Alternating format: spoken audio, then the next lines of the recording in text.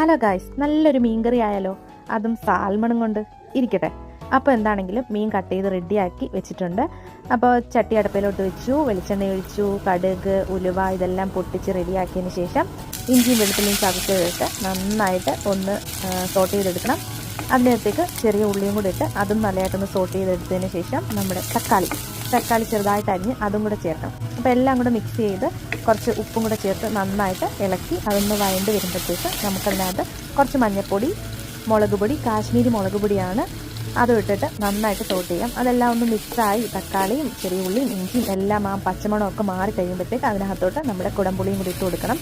അത് ഒന്ന് റെഡിയായിട്ട് വരുമ്പോഴത്തേക്ക് നമുക്കതിനകത്ത് കുറച്ച് വെള്ളം ഒഴിച്ച് ഒന്ന് നല്ലതായിട്ട് തിളപ്പിച്ച് കഴിഞ്ഞാൽ നമ്മുടെ മീനൊക്കെ അതിനകത്തോട്ട് പെറുക്കിയിട്ട് സ്പൂണും കൊണ്ട് നന്നായിട്ടൊന്ന് മിക്സ് ചെയ്ത് കൊടുക്കണം. ഒരുപാട് ഇളക്കാൻ നിൽക്കരുത്, ജസ്റ്റ് ഒന്ന് മിക്സ് ചെയ്താൽ മതി. അത് കഴിഞ്ഞ് അടുപ്പിൽ വെച്ച് നല്ലതായിട്ട് തിളപ്പിച്ച് വറ്റിച്ചെടുക്കുമ്പോൾ നല്ല സൂപ്പർ മീൻകറി റെഡിയാണ്. ഐസപ്പിൻ്റെ ഫേവറേറ്റ് ആണ് കേട്ടോ ഈ മീൻകറി.